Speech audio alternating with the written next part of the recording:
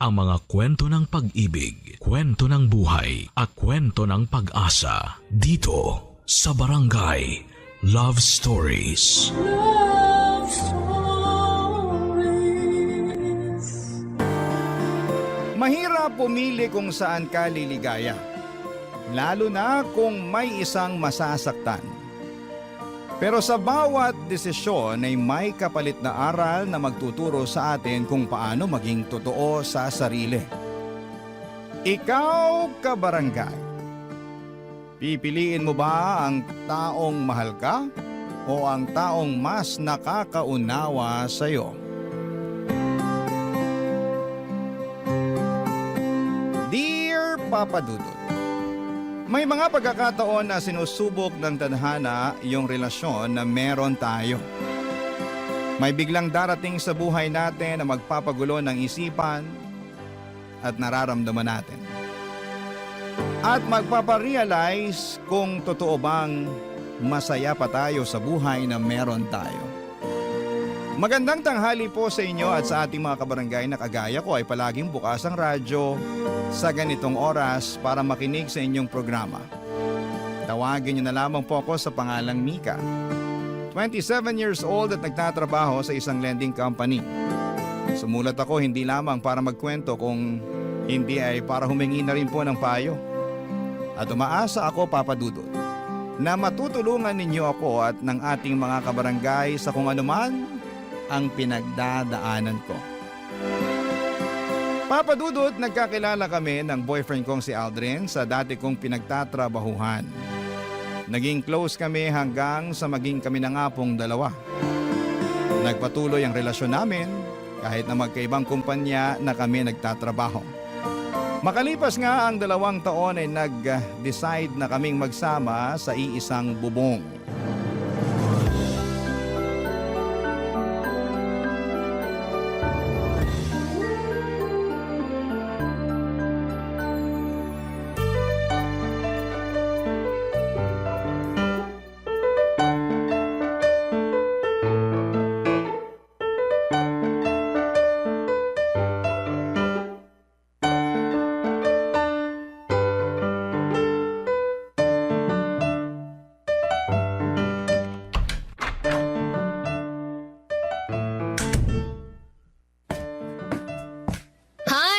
Nakauwi ka na pala. Oo. Ay, sa wakas. Nakauwi na rin dito sa apartment. Teka, bago tong sofa set dito sa sala. Ay, teka lang ha. Maglalabas ako ng juice at empanada. Sige lang, Han. Makaupo na nga muna dito sa sofa. Uy, lambot naman ito. Parang sarap matulog dito. Hindi ko binili yung sofa na yan para iwanan mo akong mag-isang natutulog sa kama natin sa kwarto, no? Joke lang naman yon. Siyempre, mas gusto pa rin kitang katabi sa kwarto, no? Ay, eto na nga pala yung juice at chicken empanada na merienda mo. Uy, thank you, Han. Sakto kasi nagugutom na rin ako, eh.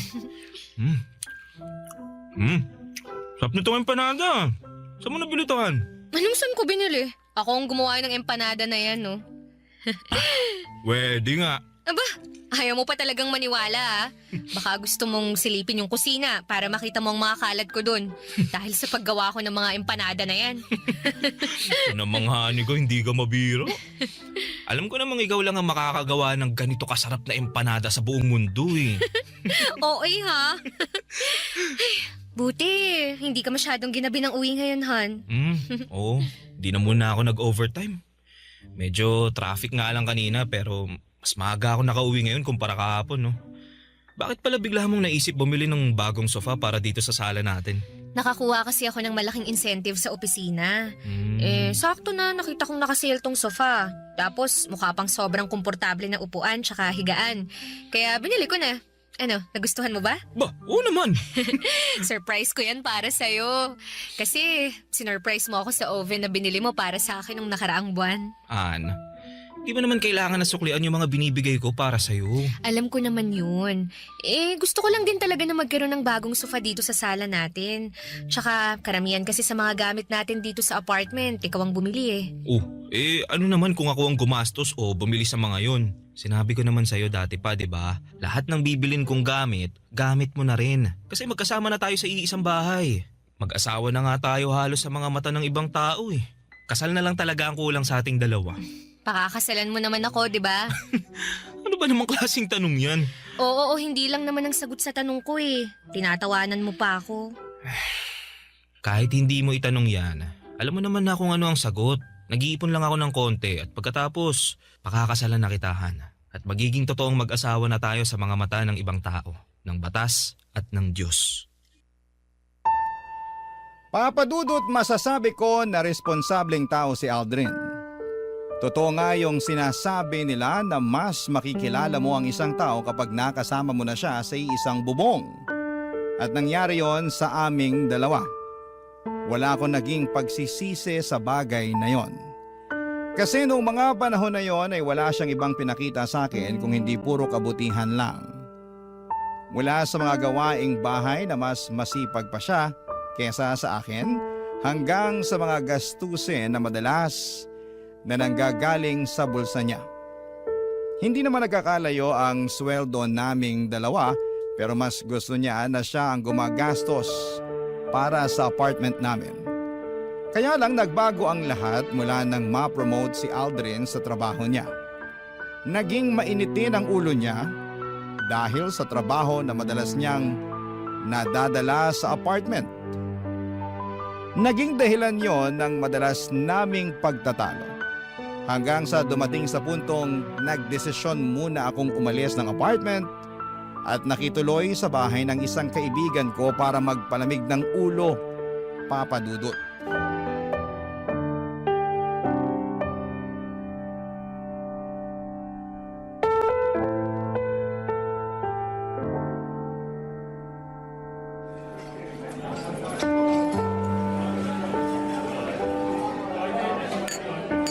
Alak pa, Mika!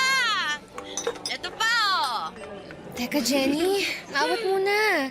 Ang dami ko na yatang nainom eh. Eh, ano naman kung maparami ka ng inom ngayong gabi? Alam mo namang mabilis akong malasing, di ba? Ayun na nga ang maganda, Mika. Kapag nalasing ka, makakalimutan mo na yung Aldrin na yun. Uy, grabe ka naman. Hindi ko naman siya gustong kalimutan eh. Kung hindi, eh bakit bigla kang nagyaya na gumimik at magpakalunod tayo sa alak ngayong gabi? Eh, gusto ko lang nakalimutan yung stress sa relasyon naming dalawa. Pero, hindi naman ibig sabihin na gusto ko na siyang kalimutan o kung ano pa man. Nagpapalamig lang ako ng ulo para hindi kami parehas sumabog ni Aldrin kapag nagkita at nag-usap ulit kami. Ganun na din yun. Sinasabi ko sa'yo, sa hiwalayan din matutuloy ang relasyon yung dalawa. Bakit parang minamanifest mo na maghihiwalay kami ni Aldrin? Hindi sa ganun, Mika. Nakikita ko lang talaga na hindi na kayo magkakaayos pang dalawa. Bakit mo naman nasabi yan? Naalala ko lang kasi yung madalas mong ikwento noon na medyo nawawalan ka na ng gana sa relasyon niyo.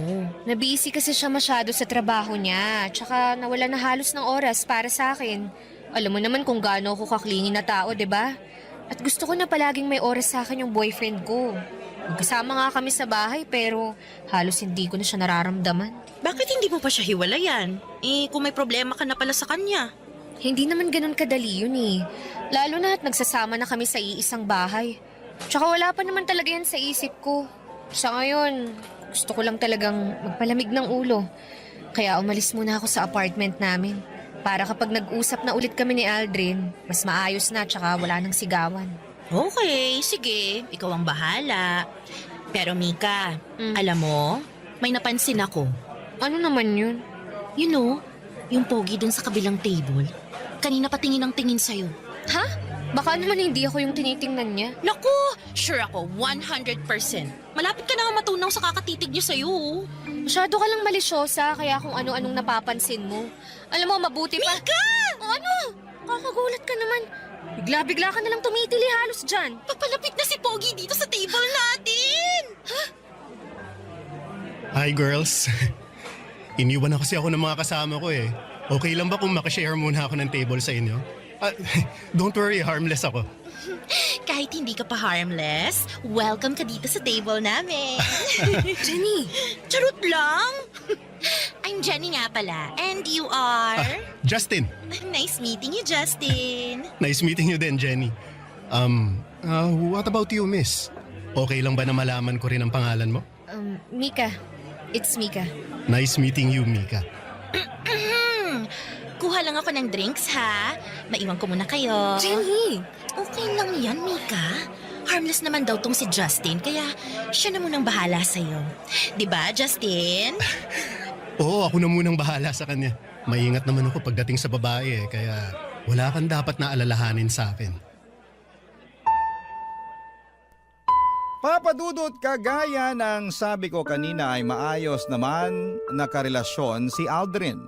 Wala akong marereklamo sa kanya dahil ginagawa niyang lahat para sa akin at sa relasyon namin. Palagi siyang naglalaan ng oras para kahit makapag-date kami. Isang beses sa isang linggo ay magagawa niya. Ang sabi niya pa nga noon ay hindi porke magkasama na kami sa bahay ay hindi na kami gagawa ng ibang magandang memories sa labas. May pagka-outgoing na tao pa naman siya at siya palagi ang nagyayaya na puntahan namin ang mga lugar na hindi pa namin napupuntahang pareho. Nagsimula lang talaga ang pagbabago niya nang ma-promote siya sa trabaho. Hindi na kami masyadong lumalabas para mag-date. Late din siyang umuuwi ng apartment dahil sa mga overtime niya at madalas na mainit ang ulo niya kapag magkasama kaming dalawa. Dinadala niya rin kasi hanggang sa apartment ang mga trabaho niya. Buti sana kung trabaho lang, pero pati yung stress, nadadala niya. Papadudot yon ang naging dahilan para magsimulang tumabang ang relasyon naming dalawa. Bagay na kinakalungkot ko, Papadudot. Barangay Love Stories. Barangay Love Stories. Papadudot, madali talaga akong malasing. Pero hindi ako mabilis maging komportable sa isang tao. Pero nang gabi na nakilala ko si Justin ay parang may kakaiba sa kanya. Na dahilan para maging magaan ang loob ko habang magkausap kaming dalawa. Kaya hindi ko napansin na napaparami na talaga ang inom ko ng alak noon. Siguro kasi ng mga oras na yon ay nagsimula nang lumabas yung stress sa relasyon namin ni Aldrin na naipon noon sa dibdib ko. Hindi ko nga napansin na umiiyak na pala ako habang nagkukwento kay Justin. Basta naramdaman ko na lamang na parang lumulutang ako pero gumagaan naman ang pakiramdam ko. Ganon talaga siguro kapag nailalabas mo na yung nararamdaman mong bigat at sama ng loob. Kahit papaano, Papadudod, ay nakakahinga ka na ng maluwag. Pagkatapos noon, naalala ko na niyaya ko pa siyang sumayaw si Justin. Kasi gusto ko talagang i-enjoy ang mga oras na yon. Yung mga oras na alam kong para sa sarili ko, Papadudot.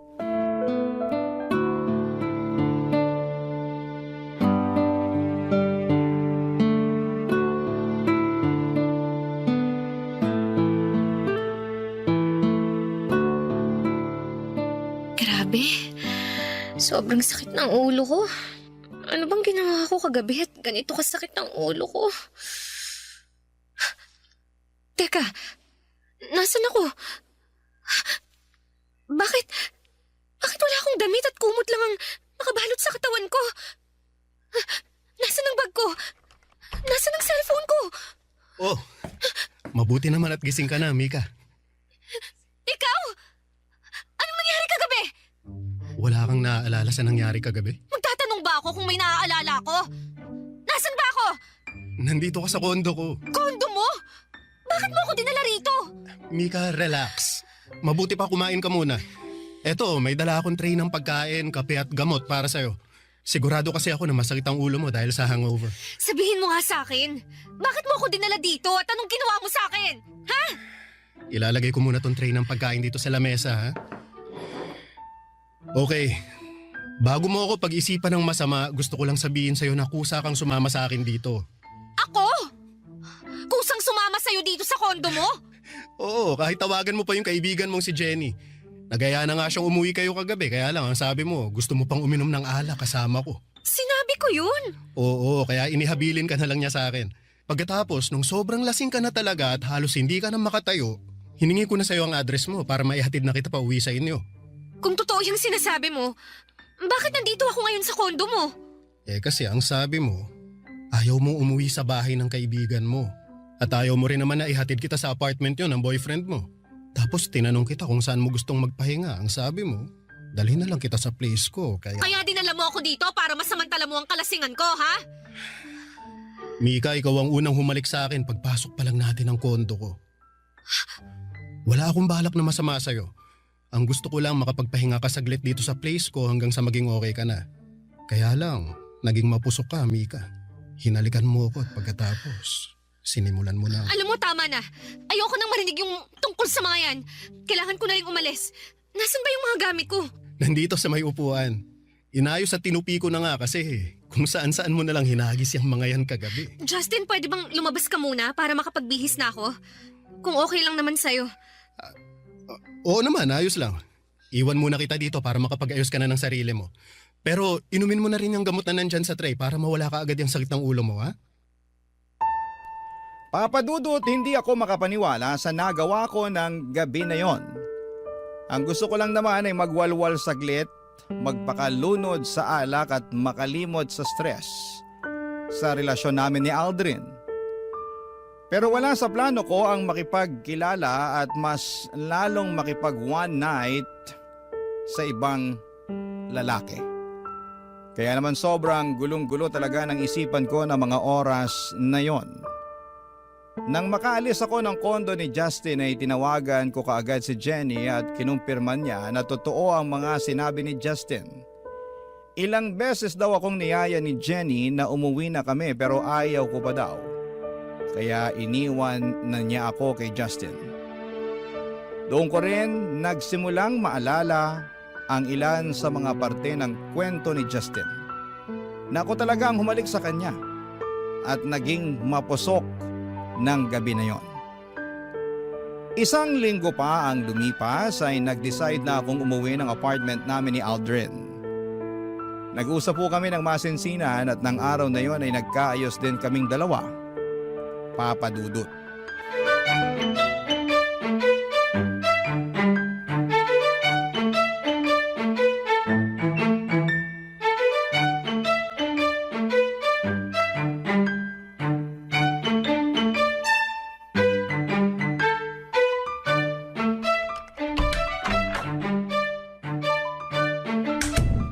Oh, Han! Ang aga mo namang nakauwi. Nauna ka pa sa akin ngayon dito sa apartment. Natapos ko kasi ng maaga ang trabaho ko kanina eh. Adobo ba yung naaamoy ko? Oh, niluto ko yung paborito mong chicken pork adobo. Ay, wow! Talaga? Namiss ko yan, ha? Sakto nga ang uwi mo kasi kakatapos ko lang ding magluto eh. Upo ka na dito para makakain na tayo.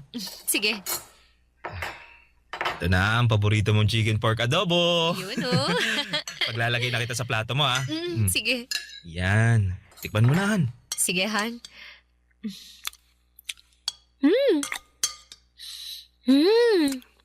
The best pa rin talaga yung luto mo. Sira na naman ang diet ko ngayong gabi. Di ba naman kailangan mag-diet kasi sobrang sexy mo pa rin sa paningin ko. Bolero ka talaga kahit kailan. Kahit kailan hindi kita binola ha. Lahat ng sinasabi ko sa'yo, totoo yun, Han. Oh, ito pang kanin oh. Thank you, Han, ha? Ay, oo nga pala. Holiday na next week. Saan mo gustong pumunta? Sakto, anniversary natin yun. Sa malapit na lang siguro, Han. Kahit mag 2 days staycation na lang tayo. Bakit 2 days lang? Naka-long weekend tayo pareho, di ba? Eh wala kasi kaming long weekend eh. Cancelled yung dapat na vacation leave namin next week dahil may mga report kami na kailangan tapusin. Pero triple pay naman yun kaya okay na rin. Hindi yun okay. Kasi ngayon lang tayo hindi makakapag-out of town sa anniversary natin. Eh, pasensya na talaga, Han. Pero makakabawi naman ako next month. Pwede na ulit kaming makapag-vacation leave nun. Sana nga. O siya, kain na lang tayo. Baka mawalan pa ng lasa tong niluto mong adobo.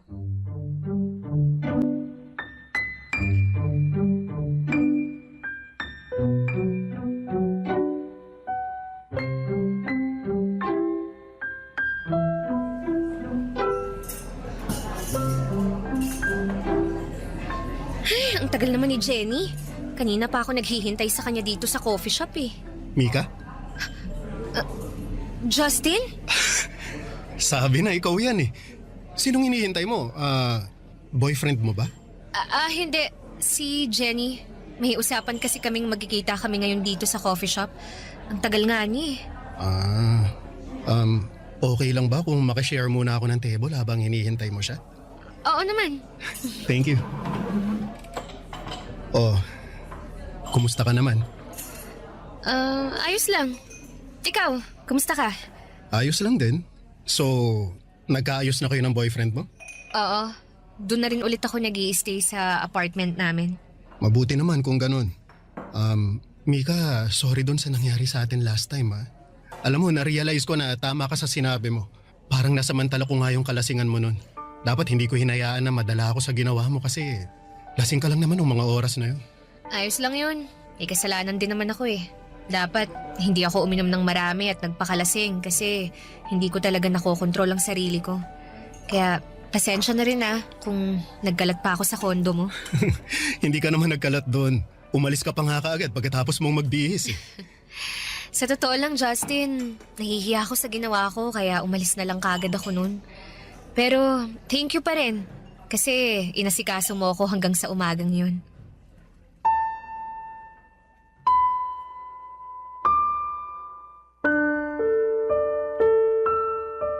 Papadudot naramdaman ko ulit sa gaan sa pakiramdam ko ang naidulot ng pag-uusap namin ni Justin ng mga oras na yon. Sa totoo lang, pagkatapos ng huling pagkikita namin ay may mga oras na hinahanap-hanap ko siya. Hindi ko lang ini-entertain yung nararamdaman ko na yon kasi alam ko na mali talaga. Pero sa muling pagkikita naming dalawa ay parang bumalik lahat ng pananabik na nararamdaman ko para sa kanya. Sakto pa na hindi ako sinipot ni Jenny ng araw na yon kaya mas mahaba ang naging oras ng pag-uusap namin ni Justin. Marami kaming napagkwentuhan kasama na ang tungkol sa relasyon namin ni Aldrin. Naalala niya raw kasi yung iyako ng gabi na magkasama kaming dalawa. Nararamdaman niya raw ang pagod at stress ko ng mga oras na yon. Akala nga daw niya ay tuluyan na akong makikipaghiwalay kay Aldrin. Pero sinabi ko na ayoko na ring basta tapusin ang ilang taon na relasyon naming dalawa, Papa Dudut. Barangay Love Stories. Barangay Love Stories. Papa Dudut, naging madalas ang pagkikita at pag-uusap namin ni Justin noon. Hindi na lang tungkol sa relasyon namin ni Aldrin ang mga topic naming dalawa. Mga random topic na minsan nga ay wala ng kwenta pero pinag-uusapan pa rin namin. Nang mga panahon na yon ay naging mas busy naman si Aldrin sa trabaho. Kaya mas madalas ko pang ang kausap si Justin. Mas marami akong oras sa kanya kahit si Aldrin ang kasama ko sa bahay. Minsan nga ay pinupuntahan pa ako ni Justin sa opisina. Niyayaya niya akong magkape bago ako umuwi. Sa kanya ko naman nakukwento ang mga stress ko sa trabaho. Doon ko nagsimulang maramdaman na nagsisimula ng magkaroon ng espasyo si Justin sa puso ko. Sa maniwala kayo at sa hindi ay sobrang pinipigilan ko po yon. Kaya lang kasi nagsimula ng maibigay sa akin ni Justin ang mga bagay na hindi na ibibigay sa akin ni Aldrin noon. Ang atensyon, ang pag-aalaga, at oras niya, Papa Dudut.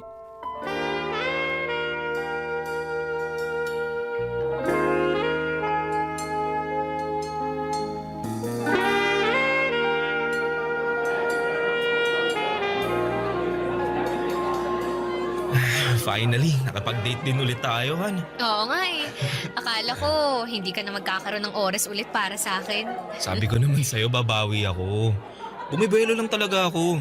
Naiintindihan ko naman kasi mag-iisang taon ka palang halos sa bagong posisyon mo sa opisina. Salamat sa pag-intindi palagi sa akin, Han, ha. Alam ko na ikaw yung pinaka nahirapan kasi madalas sinasalo mo yung init ng ulo ko, eh. Pero sana wag mong kalimutan na ginagawa ko lahat to para sa future nating dalawa ha. Konti na lang. Pwede na nating malipatan yung hinuhulugan kong bahay. Tsaka makakakuha na rin tayo ng kotse kaya masusundo at maihatid na rin kita sa trabaho mo. Sabi ko naman sa'yo, tutulungan na kita sa pagbabayad sa mga yan. Para hindi ka na nahihirapang mag-budget. Hindi na kailangan kasi kaya ko namang hulugan lahat eh. Mas kailangan ko na lawakan mo yung pag-unawa mo sa akin. Sa mga ginagawa ko sa trabaho ko, mas kailangan kita sa tabi ko. Kahit kailan, hindi ako nawala sa tabi mo, Han. Alam ko, kaya malaki ang pasasalamat ko sa'yo kasi hindi ka napagod sa akin. Kaya nga gusto ko sana na ibigay sa'yo to. Anong laman ng maliit na kahon na yan? Buksan mo para malaman mo. Sige. Han, para sa nang singsing na to? Han, gusto ko magsimula tayo ulit. But this time, gusto ko ibang level naman. Mika, will you marry me? Oo. Siyempre, oo. I will. I will marry you, Aldrin.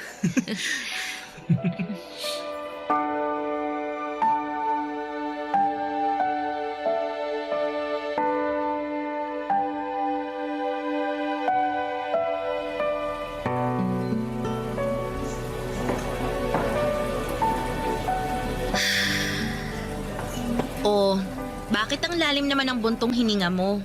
Tapos, kanina mo pa tinitingnan yung engagement ring mo. Wala lang. Wala lang, pero kanina ka pa napapatulala dyan. Magkwento ka na, dali. Makikinig ako. Anong chika yan, girl, ha? Wala naman akong chika, Jenny. Pwede nga. Oo nga. Okay lang naman ako. Okay. Sige, sabi mo eh. Ako na lang ang magtatanong para may pagchikahan tayo. Bakit parang hindi ka masaya na ikakasal ka na? Ha? Bakit mo naman natanong yan? Eh, halata kasi sa mukha mo habang nakatitig ka dyan sa engagement ring mo. Tsaka, hanggang ngayon nga hindi mo pa rin pinopost o di kaya sinostory man lang sa social media yan eh. Kaya aminin mo na sa akin, may gumugulo talaga ngayon sa isipan mo, no, Mika? Sige na nga. Sasabihin ko na ang totoo. Eh, Jenny, para kasing hindi na ako sigurado kung gusto ko pa ba talagang magpakasal kay Aldrin eh. Ayan na nga bang sinasabi ko. Matagal ko nang nararamdaman yan. So, nahuli mo na ba siyang may ibang babae kaya ayaw mo nang ituloy ang kasal? Walang ganyan, Jenny. Kahit kailan, hindi ako niloko o sinaktan ni Aldrin. Ah, okay. Eh, bakit biglang nagbagong isip mo? Hindi ko na kasi nakikita yung sarili ko na siya yung kasama ko habang buhay eh. Pakiramdam ko kasi hindi niya na ako maaalagaan ng maayos. Masyado siyang focus sa trabaho. Oo, alam ko na para sa aming dalawa din yun. Para sa akin o sa future namin. Pero hindi lang naman kasi yun ang kailangan eh. Kailangan ko rin ng presence ni Aldrin sa buhay ko. Gusto kong maramdaman na nakafocus siya sa akin at hindi lang sa future naming dalawa.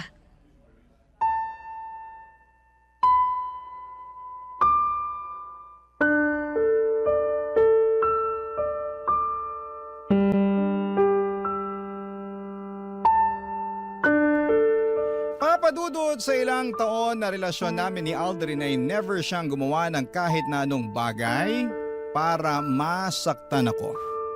Naging faithful siya sa akin kaya lang nang mas makilala ko siya. Na-realize ko na marami din pala kaming pagkakaiba.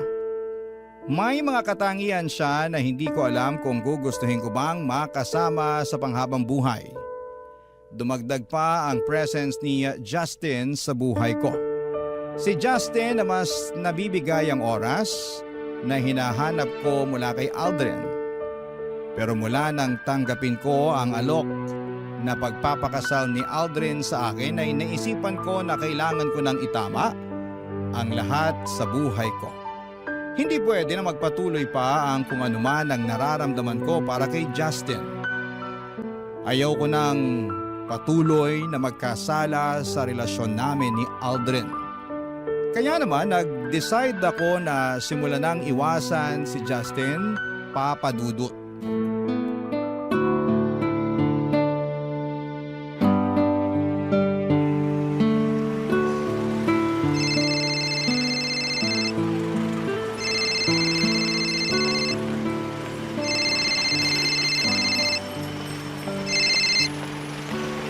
naman? Napatawag ka? Itatanong ko lang kung pauwi ka na. Oo, kakalabas ko lang ng opisina namin. Bakit? Malilate kasi ako nang uwi sa apartment eh. May meeting pa ako ng 7 o'clock mamaya. Ganun ba? Pasensya ka na ha. Hindi kita masasabayan na mag-dinner. Ayos lang yun, Han. Nag-order na nga rin pala ako ng food para sa dinner mo. Pinakiusapan ko na lang yung kapitbahay na i-receive yung order kapag wala ka pa. Thank you, Han. Pero dapat hindi mo na ginawa yun. Pwede naman akong bumili ng pagkain bago ako umuwi eh. Pambawi ko man lang kasi ang sabi ko, sabay tayo magdi-dinner ngayon, di ba? Han, kailangan ko na rin bumalik sa loob ha. Tatawagan na lang ulit kita mamaya. Bye. I love you. Sige, Han. I love... Huh? Pinaba na pala niya. Ay, makapunta na nga sa may waiting shed para makasakay na ako ng taxi.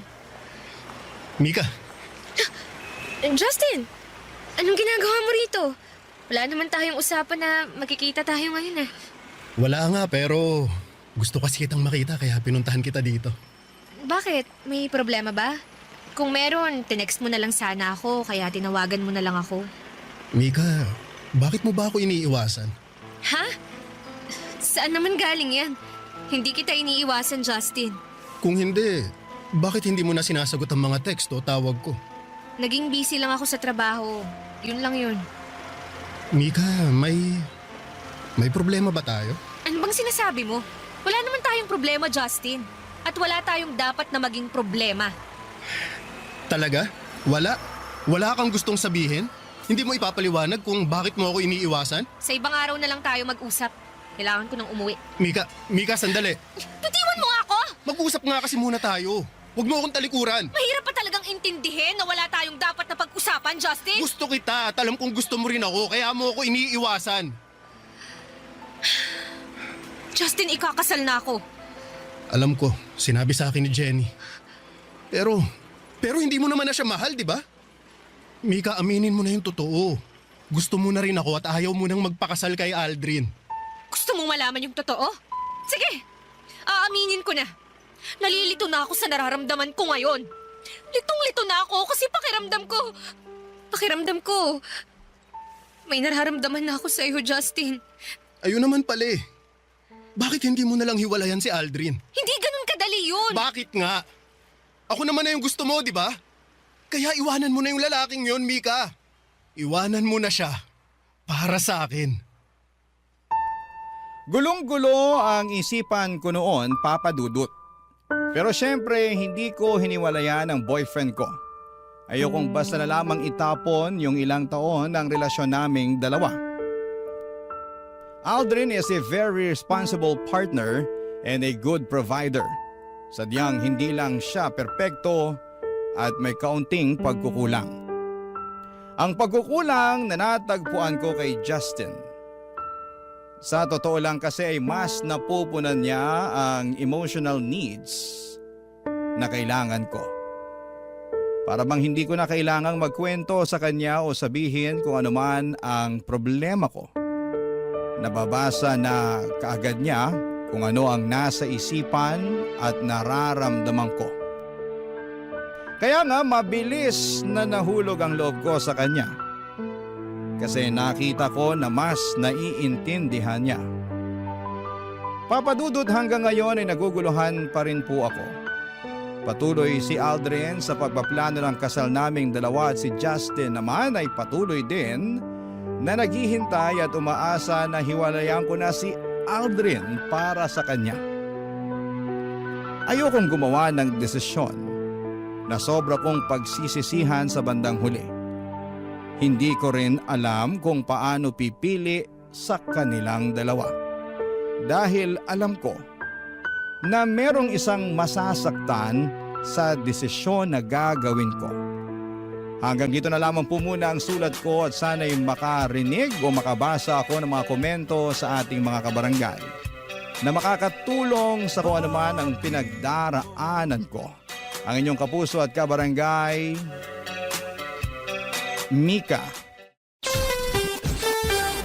Nalilito pa rin sa live ang ating kabarangay. Ano kaya ang maipapayo mo sa kanya? Ibahagi mo yan sa ating comment section para mabasa rin niya. Barangay LS 97.1 Mga kwento ng pag-ibig, kwento ng pag-asa at mga kwento ng buhay dito sa Barangay Love Stories. Love Stories.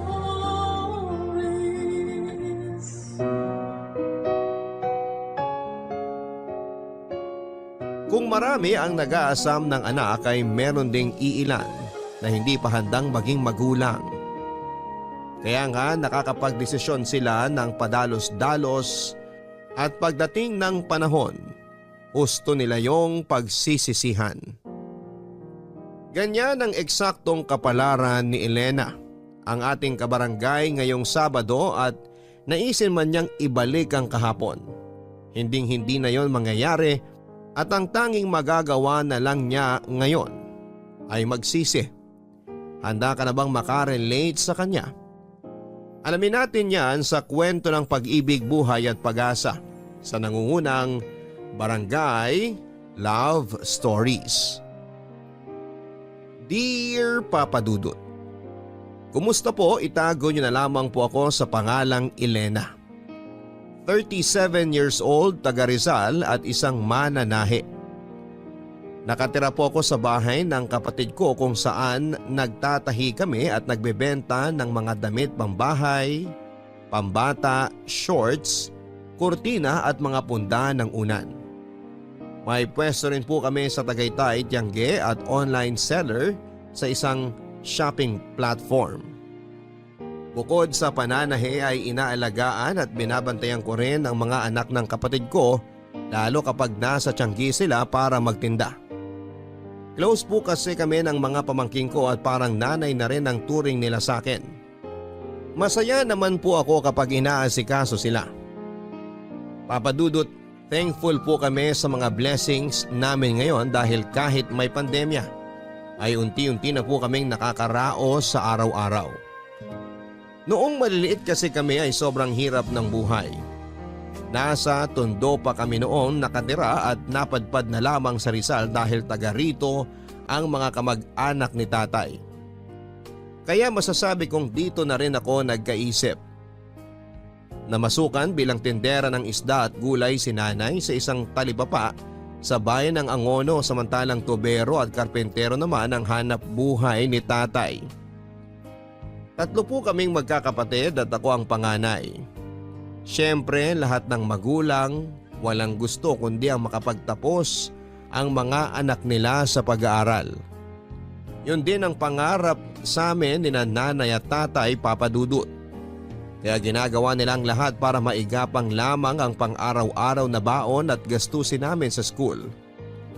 Lagi rin nilang pinapaalala sa amin na unahing makapagtapos bago mag-asawa. Simula bata ako ay tumatak sa akin ang bili na yon ng mga magulang namin. Kaya nga hanggat maaari ay iniiwasan kong i-entertain yung mga batang lalaki na nakikipagkaibigan sa akin. Wala po ako naging boyfriend mula elementary hanggang high school, kaya tuwang-tuwa si nanay at tatay sa akin. Lagi nila akong binibida sa mga kumari at kumpare nila na mabait at masunuring anak daw ako. At hindi raw sila makapaghintay na makagraduate ako sa college nang sa wakas ay magkaroon na ng profesional sa pamilya namin. Hanggang sa tumungtong ako sa 19 na taong gulang. Tanda ko nasa 2nd year college ako sa kursong education nang makilala ko si Dexter. Dati siyang tourism student pero nag-transfer sa course namin. Mas matanda siya sa akin ng 3 taon. Bali 22 years old na po siya that time. Mabait po si Dexter at mabilis kaming nagkapalagayan ng loob. At makaraan ng ilang buwan, lumalim po ang aming pagkakaibigan.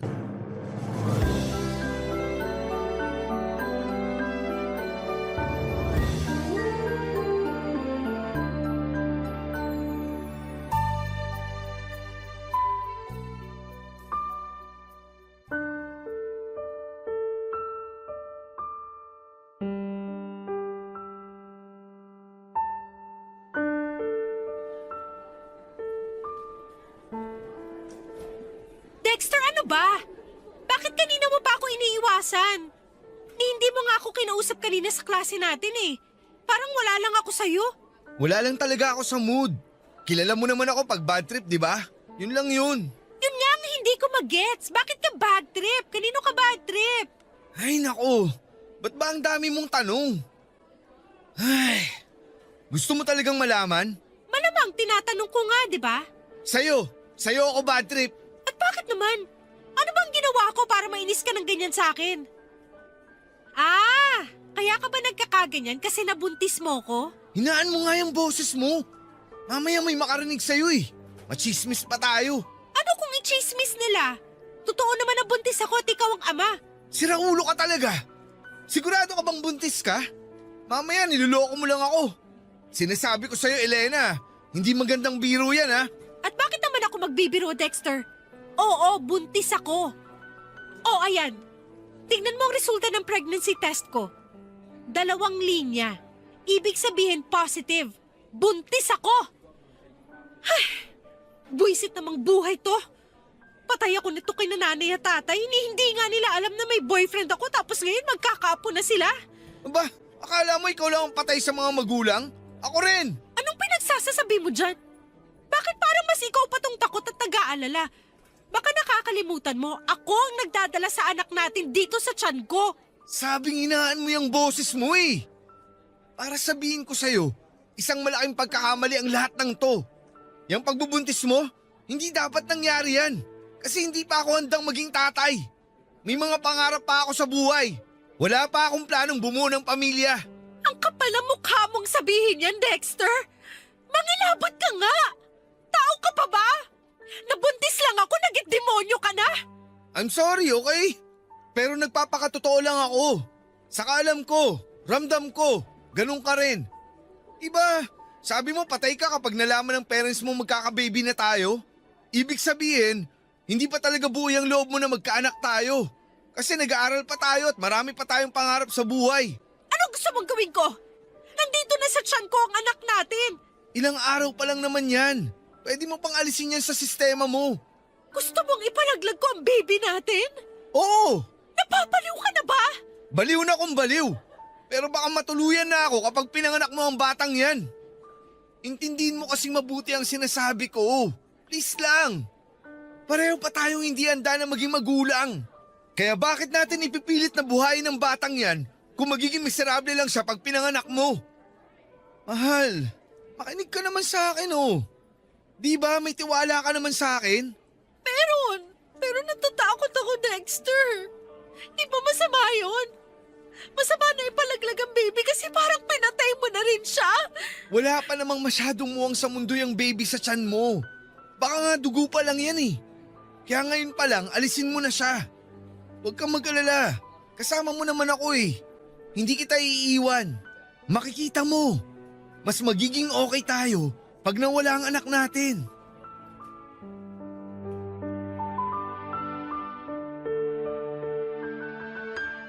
Papa Dudut, alam kong malaking kasalanan sa Diyos ang pagkakasundo namin ni Dexter na ipalaglag ang baby namin. Pero pareho po kaming lito at desperado ng panahon na yon. Siyempre masakit din sa akin yung reaksyon niya na hindi siya masaya at hindi pa siya handa sa responsibilidad ng pagiging tatay at padre de pamilya sa aming baby. Aaminin ko na para akong pinagsakluban ng langit at lupa dahil pinamukha niya sa amin ng magiging anak niya. Na malaking pagkakamali yung nangyari sa aming dalawa. Naging kami po ni Dexter, Papa Dudut, pero sekreto lamang po yun, lalo sa parents namin. Kung may nakakaalaman, mga barkada lang po namin at nag-promise naman sila na hindi ipagkakalat. Fast forward. Dahil sa aming kapusukan ay may nangyari sa amin at nagbunga po yun. Ang totoo ay hindi pa rin po talaga ako handa na maging magulang dahil meron pa akong pangarap na makapagtapos ng college. Maging lisensyadong guro at makapagturo. Hindi ko po yun matutupad kung meron akong anak na aalagaan. Kaya natuloy po ang pagpapalaglag ko sa baby namin ni Dexter sa tulong ng kakilala ng isang kaibigan namin. Pagkatapos noon ay bumalik po sa dati ang relasyon namin ni Dexter na parang walang nangyari. Kaya lang hindi pa nagtatagal simula nang mag-decide kaming alisin sa tiyan ko ang anak namin ay napansin ko na biglang nanlamig ang relasyon namin ni Dexter. Yun naman pala ay meron po siyang nilalanding babae na isang HRM student. Siyempre may tenga ang lupa, may pakpak ang balita. May nakapagtimbre sa akin na kakilala ko sa course na yon. Na napapansin nilang may katext lagi ang naturang babae at hindi nagtagal ay nalaman nila kung sino ang lalaking kalandian nito. Walang iba kundi si Dexter na boyfriend ko. Sobrang sama po ng loob ko, Papa Dudut, dahil kahit sekreto lamang ang pagiging mag-on namin ni Dexter, still kami pa rin po ang magkarelasyon. Galit na galit ko siyang kinumpronta ng araw na yon. Bakit mo ginawa yun, Elena? Ang kapal naman ang mukha mo tanungin kung bakit kita sinampal. Alam mo, kung Aray! tutuusin, Ano ba? kulang pa nga yan. Dapat sa'yo sinasaktan ng gusto. Napakasama mo. Pwede ba tigilan mo na ang kasasampal sa akin? Ano ba kasing ginawa ko? Nagbababae ka. Yan ang ginagawa mong animal ka. Akala mo ba bobo ako? Tanga? Inosente? Akala mo yata ganong klaseng babae ako pwes nagkakamali ka. Huling-huli ka na. May ebidensya ako rito ng mga pictures nyo na palihim na nag-uusap kapag di tayo magkasama. Aminin mo na kasi, niloloko mo akong lintik ka. Okay, sige. Inaamin ko. Napakasama mo, Dexter! Napakademonyo mo! Elena, ano ba? Kung mag-eskandalo ka ng ganyan, baka patulan na talaga kita. Mahiya ka nga. Mamaya may makarinig pa sa atin tapos isipin nag-aaway tayo. Aba, bakit? Mukha ba tayo nagkakasiyahan dito ngayon? Tsaka teka nga, bakit parang ang yabang mo pa dyan? Inamin mo na nga na nambababae ka pero parang ang dating normal lang yun sa'yo? Paano naman kasing hindi ako titingin sa iba? Ganyan ang ugali mo. Habang tumatagal, nakakabwisit ka na, alam mo ba yon? Ang dali mong magselos. Lahat na lang pinagseselosan mo. Barkada ko, classmates natin. Tapos nasasakal na rin ako sa relasyon nating dalawa. Masyado kang emosyonal at kulang sa atensyon. Ano bang palagay mo sa akin? Yaya mo? Magulang mo? Hindi naman, di ba? May sarili akong buhay tapos gusto mo lagi kang nakikisawsaw. Ano? Bawiin mong sinabi mong yan kasi nakakasakit ka na! Marunong ka palang masaktan? Kasi kani-kanina lang, ikaw yung nananakit eh. Tinan mo nga itong mga hampas at palo mo sa akin. Bakit pa sa braso ko yung kamay mo? Tapos ito yung mukha ko. Sigurado akong pulang-pula na sa sampal mong gaga ka. Ano na lang sasabihin ko sa parents ko pag nagtanong sila kung na paano to? Hindi ko naman yan gagawin sa'yo kung naging matino ka lang sana. At hindi ka nang bababae. Tigilan mo na nga ang paninisi sa akin. Saka hindi ako mambababae kung hindi ka aastang baliw at siraulo dyan. Hindi mo ako pag-aari. Kung magpapatuloy ka sa ganyang ugali mo, maghiwalay na lang tayo. Ayoko na sa'yo kasi nakakasawa at nakakaumay ka. Dexter naman! Huwag mo namang sabihin yun! Huwag mo akong iwan at huwag mo ako ipagpalit sa iba! Hindi ko kasi kaya kapag nangyari yun, please lang! Ang gusto ko lang naman, ako lang! Ayoko nang may kahati sa'yo kasi sakit ka lang dapat! Baliw! Siraulo! Sinabi hindi mo ako pag-aari, lintik ka! Mabuti pa dyan ka na! Alis na ako at huwag kang susunod sa akin! Nakakabwisit yung pagmumukha mo! Dexter! Please wag ka umalis! Wag mo akong iwan!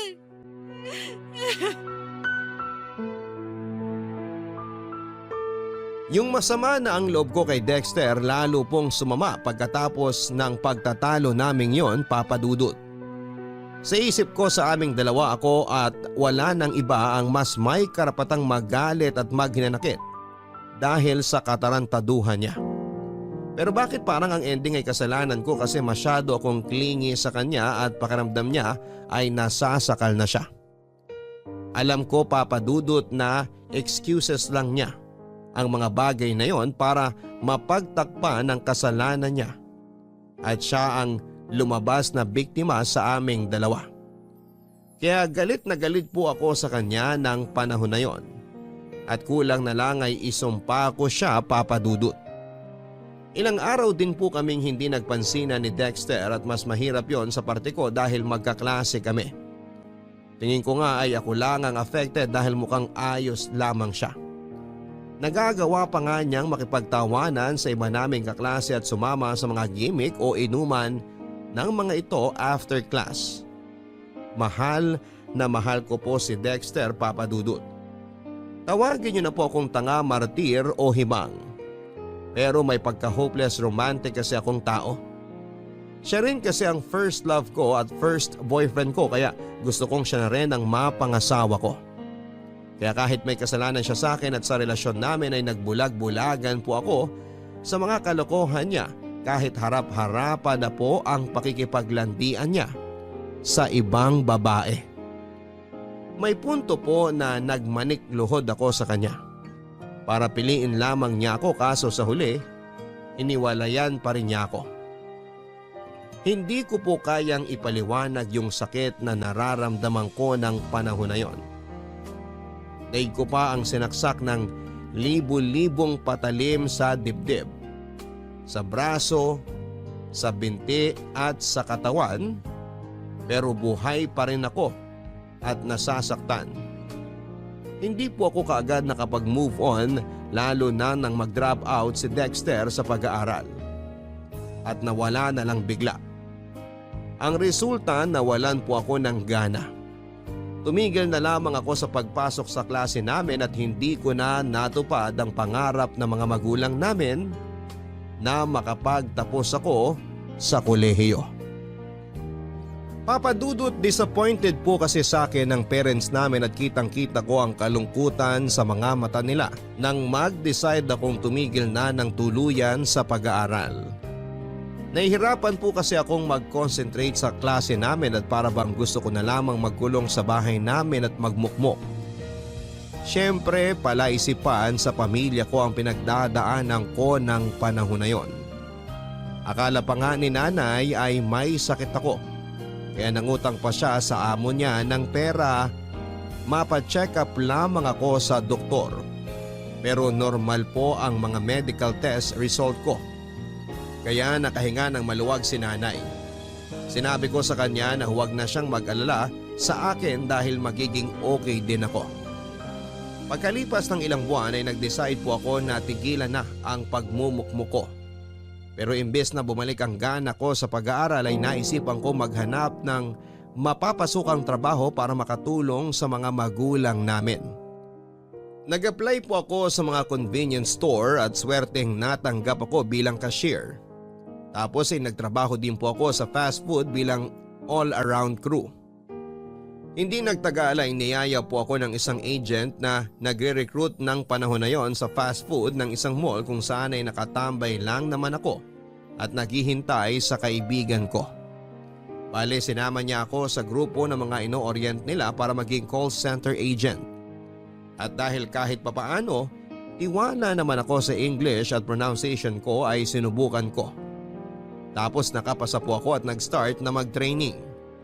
Nang maging regular po ako at sumisweldo na ng mataas kesa sa dati kong trabaho, nakatulong na po ako sa mga gastusin namin sa bahay at pagpapaaral sa mga kapatid ko.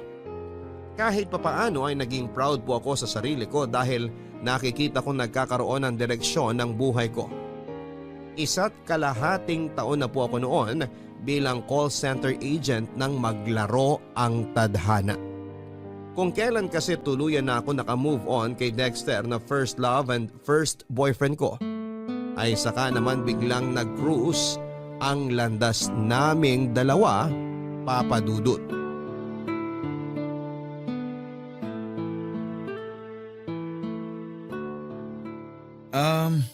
Kumusta ka naman, Elena? Ang tagal din nating hindi nagkita. Ayos lang. Ito, working as call center agent. Diyan lang office namin sa malapit. Naisipan ko lang bumili ng kape bago mag-start shift ko. Ah, ganun ba? Sandali, nagkakape ka na pala ngayon? Oo, nakakailang cups nga ako nito araw-araw. Nakaka-addict kasi. Nako, hinay-hinay lang sa pag-inom ng kape ha. Masama rin yan sa kalusugan kapag napasobra. Alam ko naman yun. Hindi ko lang din maiwasan dahil kailangan lagi akong gising sa trabaho ko. Kapag hindi ako nakakapagkape, daig ko pa yung sabog at lutang. Ganun? Ayos lang ba makipagkwentuhan sa'yo? Nagmamadali ka ba? Ang totoo, gusto ko sanang humingi ng sorry sa'yo kasi bigla ako nawala after ng breakup natin. Alam ko masakit sa'yo na naghiwalay tayo tapos iniwan pa kita. Ewan ko kung anong pumasok sa isip ko nun. Kaya bigla ako nag-decide na tumigil sa pag-aaral at sumama sa tito ko papunta sa Cebu. Pinasok niya ako ng trabaho doon. Doon na rin ako tumira ng ilang taon. Elena, alam kong malaki ang kasalanan ko sa'yo. Kaya gusto kong humingi ng sorry. Aaminin ko masama ang loob ko kasi sinaktan mo ko ng sobra-sobra noon. Hindi ko maintindihan kung ano bang naging kasalanan ko sa'yo para sa huli. Iwan mo ko at hindi piliin. Ikaw ang first love ko, first boyfriend. Kaya normal na masaktan ako ng husto at mahirapang makamove on. Siguro, tinanggap ko na lang talaga na hindi tayo para sa isa't isa at merong nakalaan sa ating iba. Teka, maiba ako. May asawa ka na ba? Mga anak? Wala. Wala akong anak at mas lalong wala akong asawa. Sinubukan ko manligaw. Nagka-girlfriend naman ako pero iba ka pa rin, Elena. Sobrang ibang-iba yung relasyon natin at hindi ko yun mahanap sa mga babaeng nakasama ko. Alam ko lahat ng mga kasalanan at pagkukulang ko sa'yo. At sa maniwala ka o hindi, pinagsisihan ko yun ng gusto. Kung may babalik ko lang ang kahapon, hindi kita sasaktan at hindi kita iiwanan. Kaso wala eh. Nagpakagago ako. Imposibleng matama ko pa yung mga maling nagawa ko. Mga bata pa tayo noon kumpara sa edad natin ngayon. Siguro mas nag-mature na tayo. Tsaka pinatawad na kita, Dexter. Hindi ko man maintindihan yung mga dahilan mo noon kung bakit mo yun nagawa. Hinayaan ko na lang na tulungan ako ng panahon na maghilom. Tapos sino mag-aakala na magkikita tayo ulit, di ba? Napaka mapaglaro ng kapalaran. Oo nga eh. Pero naniniwala ako na may dahilan ng pagkikita nating to. Pero ikaw ba? Meron ka na bang asawa o kahit man lang boyfriend? Wala akong asawa. Wala rin ako mga anak. At mas lalong wala akong boyfriend ngayon.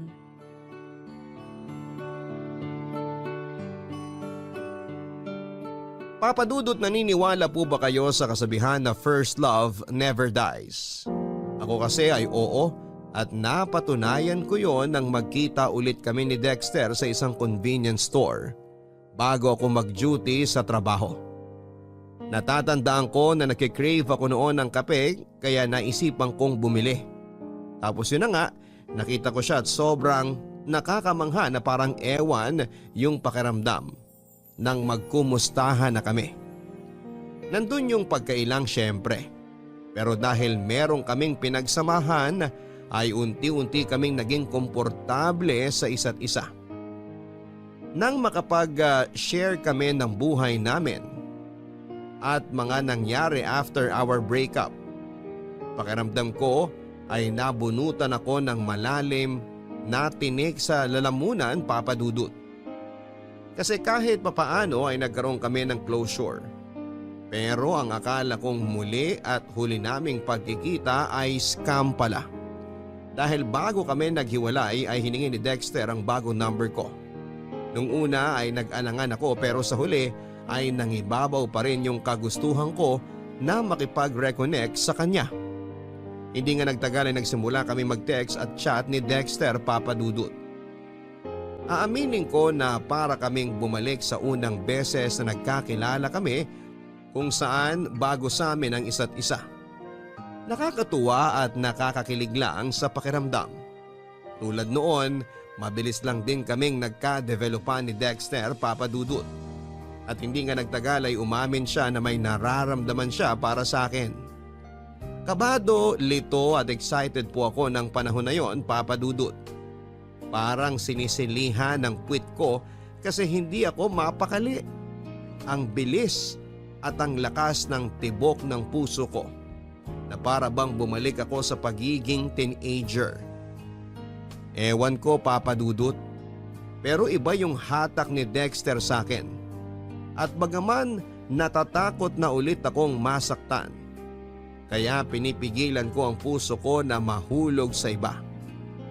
Hinayaan ko po ang sarili kong mahalin ulit ang unang lalaking minahal ko. Sinabi ko pa nga sa sarili ko, by hook o by crook. Aaminin ko ulit kay Dexter na gusto ko pa rin siya. At nangyari yon, nangyayain niya akong makipag-date sa kanya, Papa Dudut.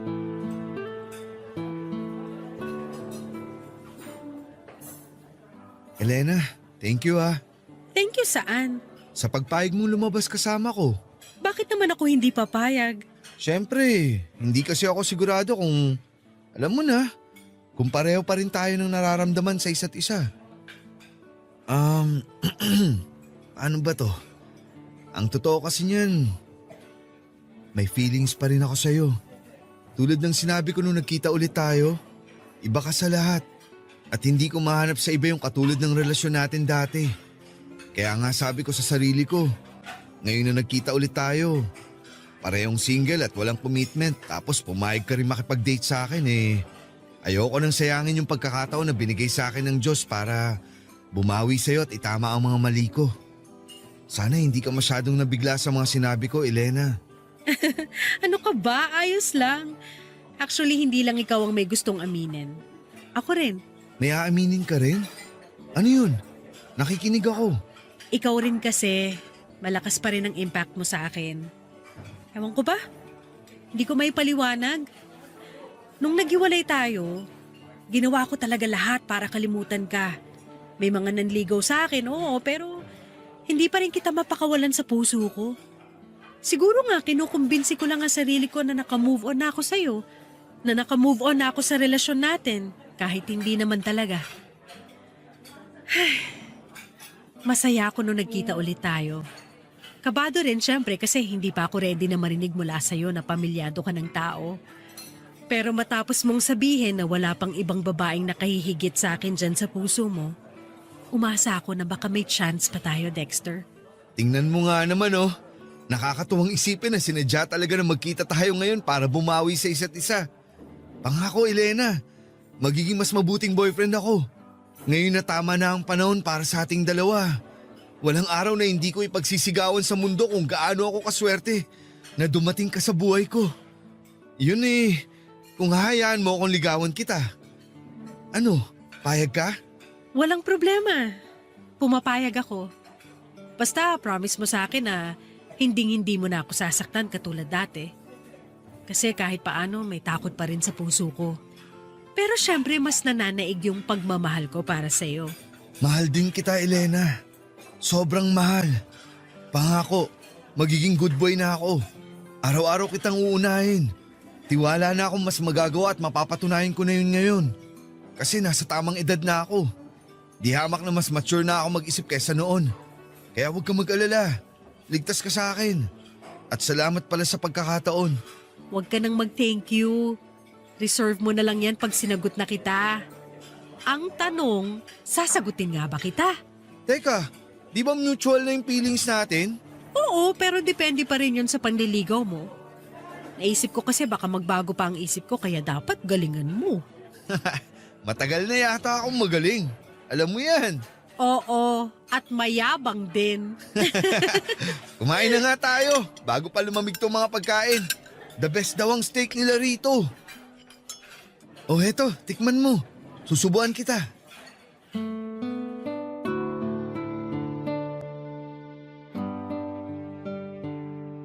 Kung noon ay tinatago namin sa mga magulang namin ang relasyon naming dalawa, nang ligawan at sagutin ko po si Dexter ay ginawa ko na yung bagay na hindi ko nagawa noon.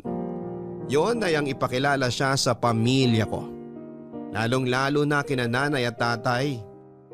Kabado po kaming pareho nang dalhin ko siya sa bahay namin pero naging maayos naman ang pagkikita nila ng parents ko at ang pagtanggap sa kanya ng pamilya ko. Malaking bagay po yon sa amin dahil mas maluwag ang kahit na anong relasyon kapag tanggap kayo ng mga magulang ninyo. Hindi nagtagal ako naman po ang ipinakilala ni Dexter sa parents and family niya. Naging okay rin po ang lahat sa dulo kaya tuwang-tuwa kaming dalawa, Papa Dudut. Wala na po akong mahihiling sa may kapal dahil muli niya kaming pinagtagpo ni Dexter at pinagsama bilang magkasintahan.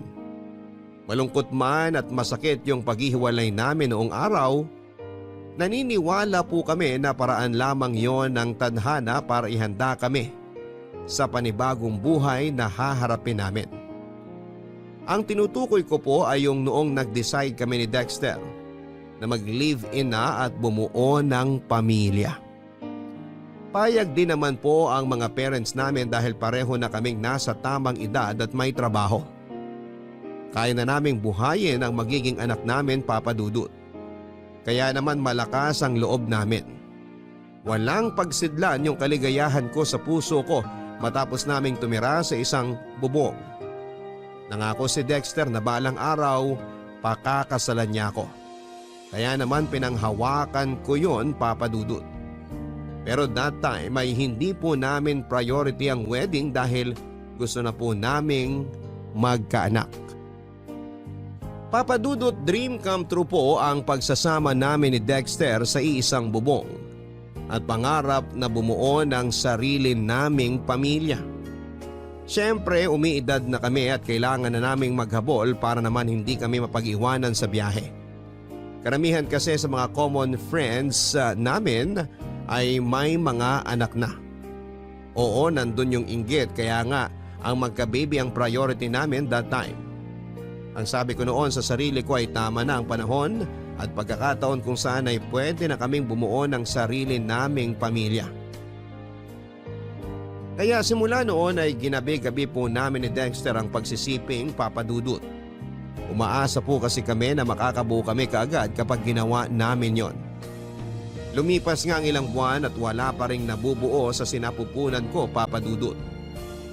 May punto na pareho na kaming frustrated ni Dexter dahil consistent naman ang sex namin. Tapos pareho rin kaming healthy and capable. Alam ko yon dahil yon ang pakiramdam ko, Papa Dudut. Regular din kasi ang menstruation ko kaya dapat mas malaki yung chance na mabuntis ako. Pero lagi pong negative ang resulta ng pregnancy test kaya nalungkot kami ng husto. May isang beses na na-delay ako sa menstruation ko at akala namin ay buntis na ako. Deep inside ay nagse-celebrate na kami ni Dexter dahil umaasa kaming sa wakas ay dininig na ng Diyos ang matagal naming panalangin sa Kanya. Pero pagkaraan ng 2 araw, niregla po ako, Papa Dudut. Kaya gano'n na lamang ang disappointment namin ni Dexter. Pero hindi pa rin kami sumuko. Sinubukan pa rin po namin kahit paulit-ulit na kaming nabibigo. Ganon naman talaga ang buhay. Walang mangyayari kung magmumugmok lamang kami sa sulok at hindi magpapatuloy, Papa Dudut.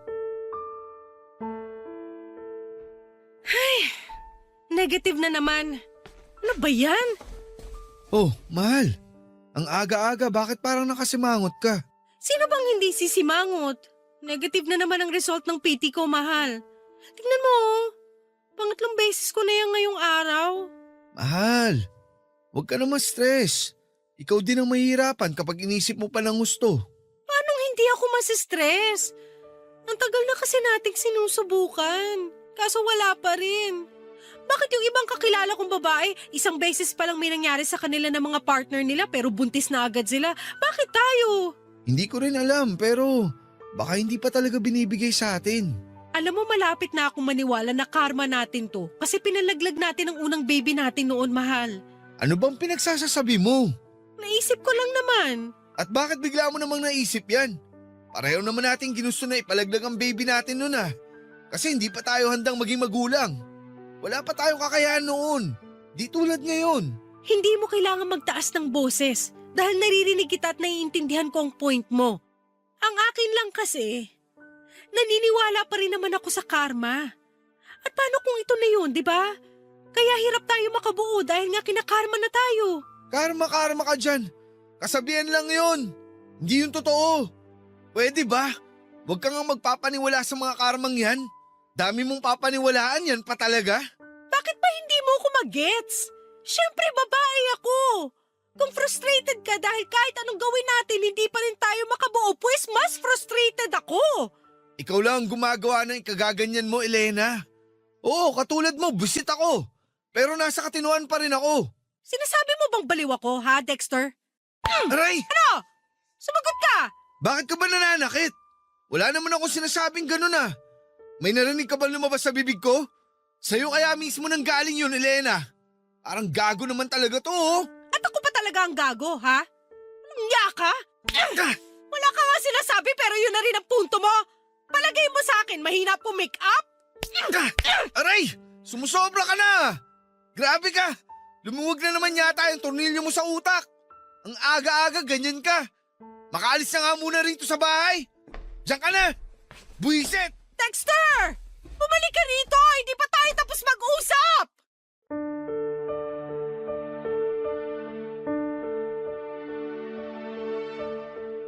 Aaminin ko, Papa Dudut, na matapos ang realization ko na yon sa posibilidad ng mababang tsansa na makabuo kami ni Dexter ay mas doboble ang frustration na nararamdaman ko sa kaloob-looban ko. Muli pong nag-flashback sa akin yung panahon na walang pagdadalawang isip naming hinatulan ng buhay ng kaawa-awa naming baby nang ipalaglag ko po ito. Walang gabi simula noon na hindi ako umiyak bago matulog, Papa Dudut. Tuwing umaga na lang ay nagigising ako na mugto ang mga mata at paos ang boses. Tapos madalas ay nagagalit at naiinis sa akin si Dexter dahil madrama at maarte daw ako. Isang beses nga ay sinabihan niya akong magpatingin sa OB para malaman namin kung may problema ako sa matres. Kahit natatakot ay sinunod ko po ang gusto niyang mangyari. Doon ko po nalaman ang sagot sa tanong ko, Papa Dudut. Hindi ko na po idedetalye ang findings ng doktor sa akin pero isa lang ang sigurado. May kinalaman ang pagpapalaglag ko noong araw sa dahilan kung bakit hirap po akong mabuntis ng panahon na yon. At matapos ko pong sabihin kay Dexter ang resulta, imbes na simpatya, awa o pagdamay sa kalagayan ko, galit, panunumbat at paninisi ang initial reaction niya. Bagay na mas nagpalala pa ng matinding sakit at kalungkutan na nararamdaman ko ng panahon na yon.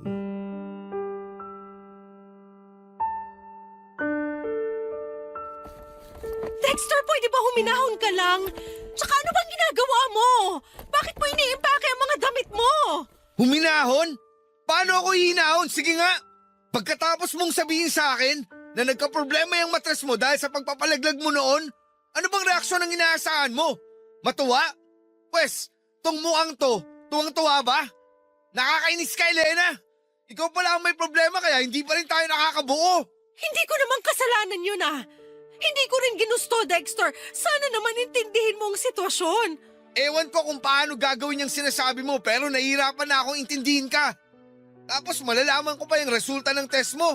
Lalo na ako nabwisit sa'yo. Kaya nga naisip kong umalis muna rito sa bahay eh. Kasi ayaw kita makita o makasama. At saan ka naman pupunta? Kahit saan. Doon sa bahay ng kumpare ko. Sirang ulo ka talaga. Kung ano-ano pumapasok dyan sa kukote mo, mas malala ka pa sa akin. Sa palagay mo ba masaya akong malaman yung result ng mga test ko? Nalulungkot ako at nasasaktan, Dexter. Maraming pumapasok sa isip ko, lahat yung negative thoughts. Sinabi ko sa'yo kasi gusto kong damayan mo ako bilang partner. Pero bakit ganyan ang asal mo? Tapos gusto mo pa akong iwanan? Mahiya ka nga! Napakamakasarili mong tao! Hindi ko kasi alam kung anong mararamdaman eh. Hindi na tayo magkaka-baby, Elena. Hindi na tayo magiging magulang. Hindi sa hindi, pero mababa lang ang chance. Eh di ganun din yun. Kasalanan mo talaga to eh. Ewan ko sa'yo, hindi ka nakakaintindi. Mababa ang chance pero hindi ibig sabihin 0% na ang posibilidad na makabuo tayo. Please, Dexter! Alam ko nabibigla ka lang kaya ganyan ang reaksyon mo. Pero naniniwala naman ako na kapag hindi tayo sumuko o huminto, magkakatotoo rin ang pangarap natin magka-baby. Magkakaanak rin tayo. Wala namang imposible basta willing lang tayong sumubok ulit. Huwag mo na akong pasahin kung sa dulo paulit-ulit lang din tayong mabibigo, Elena. Huwag mo kasing isipin na mabibigo tayo, Dexter. Huwag kang nega, okay? Tsaka, partners tayo rito. Tapos bigla mo akong iiwanan. Nangako ka sa akin na hindi mo nagagawin namang iwan. Nakalimutan mo na ba? Nakakasama ka ng loob.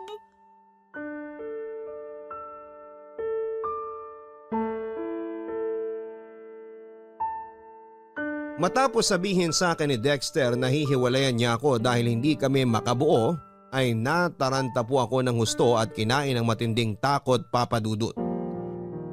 Hindi ko kayang mawala sa piling ko si Dexter, lalo na kung kailan pabor na sa amin ang kapalaran. Muli po ako nakiusap sa kanya na subukan lang namin. Hindi naman kasi sinabi ng doktor na wala na akong tsansang mabuntis. Mababa lang, pero kung hindi kami susuko, samahan pa ng dasal sa may kapal ay baka isang araw ay matupad din po ang aming kahilingan.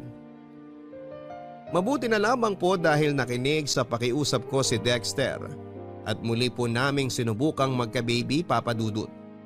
Bukod doon ay nag-start po kaming magpanata sa simbahan tuwing linggo para dinggin ng Diyos ang kahilingan namin. May mga binago rin po kami sa lifestyle namin para mas maging healthy kaming pareho. Halimbawa, nag-quit po si Dexter sa paninigarilyo. Ako naman ay iniwasan na ang labis na pagpupuyat sa gabi, kaya nagpalipat na rin po ako ng shift sa umaga. Hindi na rin ako masyadong nagkakape at mas madalas akong kumakain ng gulay at masusustansyang pagkain. Mabilis po na lumipas ang 2 taon na punong-puno ng pag-asa at pagkabigo. Sa wakas, nangyari ang matagal na naming gustong mangyari ni Dexter. Yon ay nang mabuntis na ako, Papa Dudut. Sobrang saya po naming dalawa ni Dexter, Papa Dudut. Dahil sa wakas ay nagkatotoo na ang matagal naming hiling.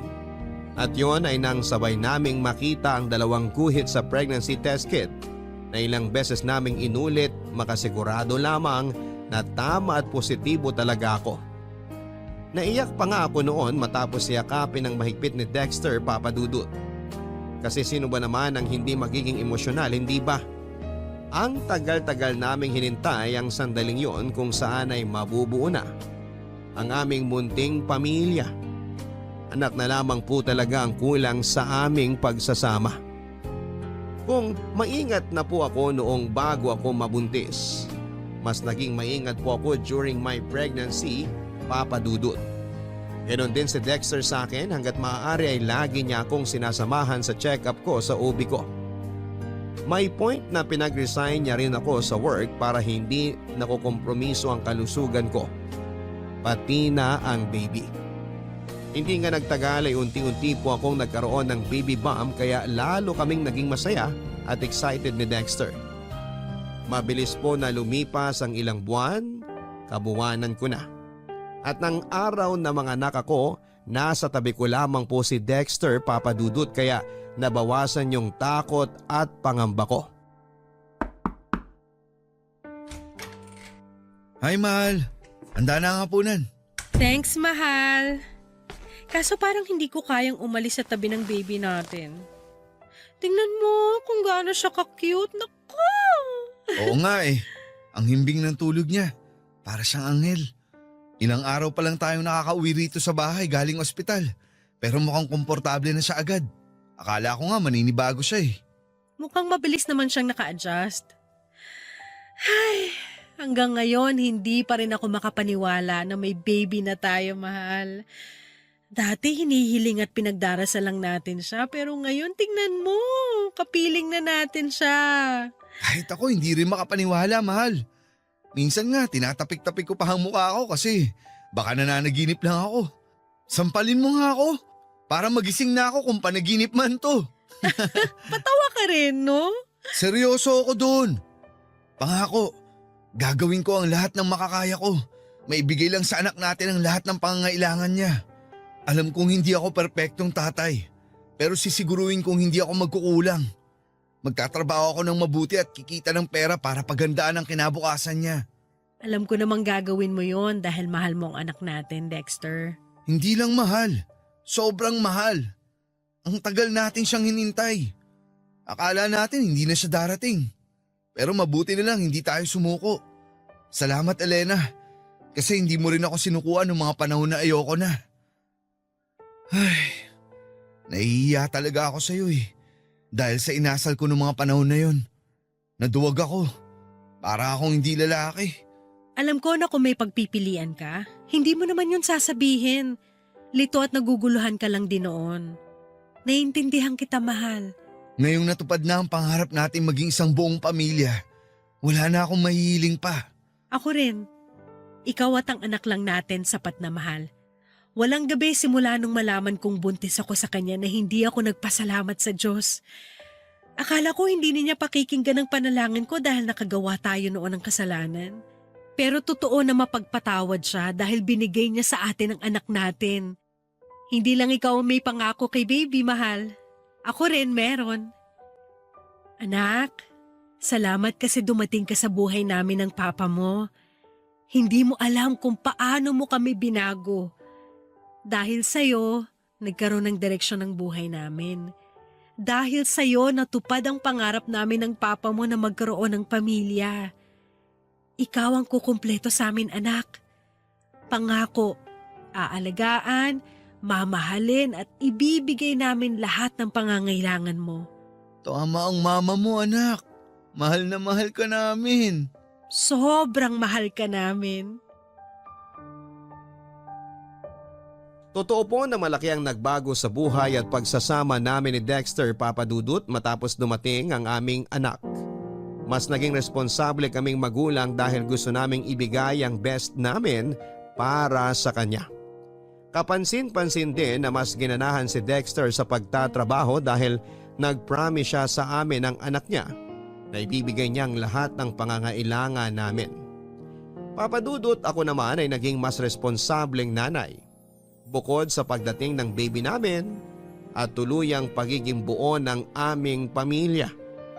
Meron pa pong isang blessing na dumating sa buhay namin ni Dexter.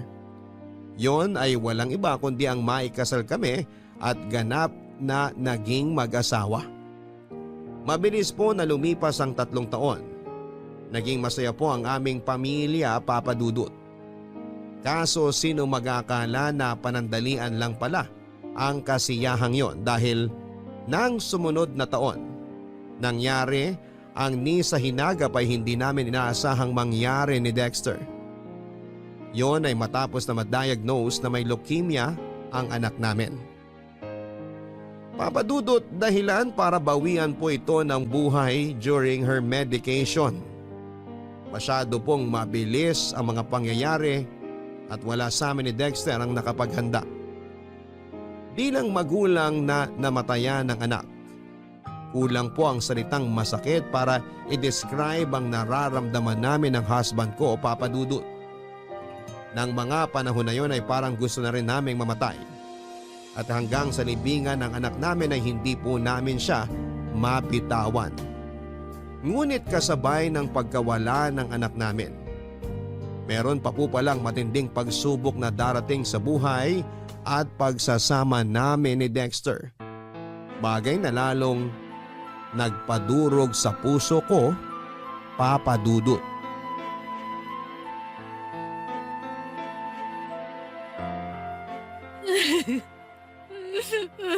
Dexter, please wag mo naman akong iwanan, oh. Hindi ko naman sinasadya na saktan ka. Nainis lang talaga ako sa sinabi mo. Natamad ako at wala akong ginagawa dito sa bahay natin. Ganyan ka naman eh. Bigla ka na lang nananakit tuwing naiinis ka. Tignan mo nga tong labi ko. Pumutok na naman sa sampal mo. Saka totoo namang tamad ka. Hindi ka nga nagluluto para may makain na ako pagdating ko galing sa trabaho. Maghapon ka nga rito sa bahay natin. Wala ka namang ginagawang kapaki-pakinabang. So wala akong ganang kumilos. Anong gusto mong gawin ko?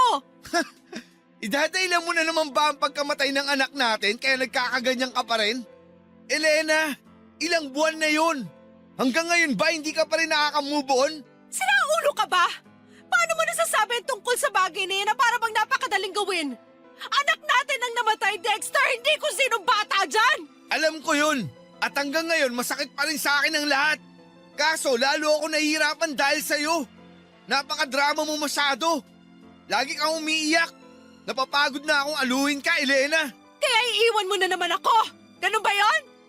Ay, hindi ko alam. Naguguluhan ako. Pero isa lang ang sigurado. Tuwing nandito ako sa bahay, naalala ko ang anak natin. Kung pwede nga na hindi na ako umuwi rito para makalimutan ko na siya kaagad. Ano bang kasalanan natin? Bakit kailangan tayong paglaruan ng tadhana? Bakit kailangan kunin ang anak natin ng maaga? Ni hindi pa nga nagtatagal mula nung ibigay siya sa atin tapos gano'n na lang kadali na binawi siya sa atin. Kahit sa ang agulo ko tingnan, hindi makatarungan. Kasalanan mo talaga to, Elena! Ano? Bakit ako? Hindi mo kasi inalagaan ang anak natin. Diba? Nangako ka na babantayan mo siya. Nasisiguruhin mo ligtas siya. Pero bakit dinapuan pa rin siya ng ganong klaseng sakit? Bakit namatay pa rin siya at nawala sa atin? Nasisiraan ka na ng ulo! Tsaka ginawa ko naman ang lahat para alagaan siya. Hindi ko nga pinapakagat sa lamok o pinadadapuan sa insekto ang anak natin tapos ang kapal na mukha mong sisihin ako at sumatan ako na pinabayaan siya? Mahiya ka nga, Dexter! Kahit na anong sabihin mo, kahit na anong katwiran mo, hindi na may babalik ang buhay ng anak natin, Elena. Naisip ko, wala na rin saysay na magsama pa tayo sa isang bubong. Kaya nakapag-desisyon na akong iwanan ka. Dexter naman! Ngayon mo pa talaga naisip yan samantalang dapat nga magkasangga at magkasama tayo sa buhay. Wala na ang anak natin. Pati relasyon at pagsasama natin bilang mag-asawa gusto mo rin mawala at masira? Bakit naman ganyan? Wala naman akong kasalanan na tulad mo nagluluksa rin ako. Tulad mo namatayan din ako ng anak. Huwag ka naman maging unfair sa akin. Huwag mo akong dramahan, buwisit ka. Dexter! Dexter, please naman huwag kang umalis. Huwag mo akong iwan, oh. Please, Dexter, nagmamakaawa ako sa'yo. Magbabago ako. Hindi na kita sasaktan. Magiging masipag na rin ako rito sa bahay. Please naman, Dexter, huwag ka nang umalis. Maawa ka naman sa akin. Wala na nga ang anak natin. Tapos ikaw mawawala rin. Hindi ko na kakayanin.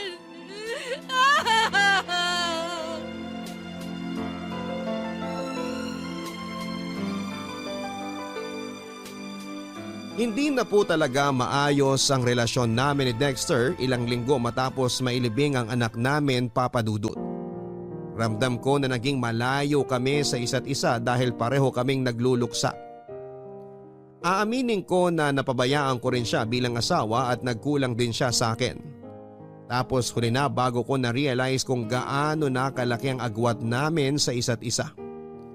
Madalas na kaming mag-away kahit na sa maliit na bagay lamang. Tapos nasasaktan ko rin siya physically. Nagsisi po ako ng husto dahil nagpadaig ako sa emosyon ko. Kaya nga sinubukan ko pong isalba ang relasyon namin ni Dexter pero nauwi pa rin kami sa hiwalayan. Yung sakit na nararamdaman ko nang mawala ang anak namin ay naramdaman ko ulit matapos akong hindi piliin ang asawa ko, Papa Dudut. Sa kasalukuyan ay nakatira po ako sa bahay ng kapatid ko at tumutulong sa negosyo nila dahil para akong mababaliw kapag nananatili ako sa dati naming bahay. Hanggang sa ngayon ay aaminin ko na may mga gabi pa ring umiiyak ako bago matulog at paulit-ulit kong tinatanong ang Diyos kung totoo bang mag-isa na lamang ako sa buhay dahil kinuha na niya ang aking anak at nagkahiwalay na naman kami ni Dexter. Mukha lang po talaga akong matatag pero malapit na akong masiraan ng ulo. Hindi ko mapigilan ang sarili kong isipin na hinatulan na ako ng langit dahil sa kasalanang nagawa ko nang minsan ngunit walang kapatawaran. Kaya malaking bagay po na nakapagbahagi ako ngayon sa programa ninyo upang mabawasan ang sakit ng pinagdaraanan ko, Papa Dudut. Maraming salamat po kung sakaling mapili po ninyo ang sulat ko at sana'y patuloy pong i-bless ang Barangay Love Stories. para makapaghatid po kayo ng magandang storya ng buhay. Ang inyong forever kapuso at kabarangay, Elena.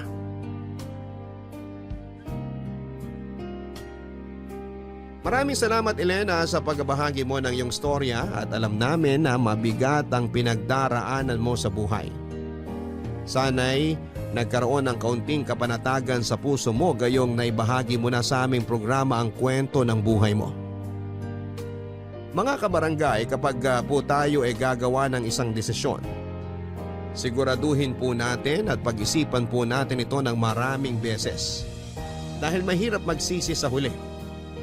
Minsan kahit kapatawaran ay hindi na po ibinibigay sa atin dahil nahatulan na tayo. Magkaganon pa man ay ipagpatuloy pa rin natin ang pagbabagong buhay at pagiging mabuting bersyon ng ating mga sarili. Hanggang sa muli, ako po si Papa Dudut sa mga kwento ng pag-ibig, buhay at pag-asa sa Barangay Love Stories number 1.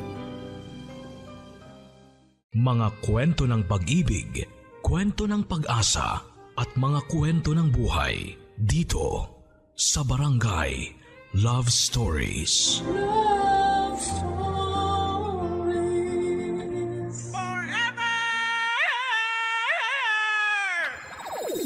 Nagustuhan ng iyong napakinggan? Ituloy yan via live stream sa www.gmanetwork.com/radio.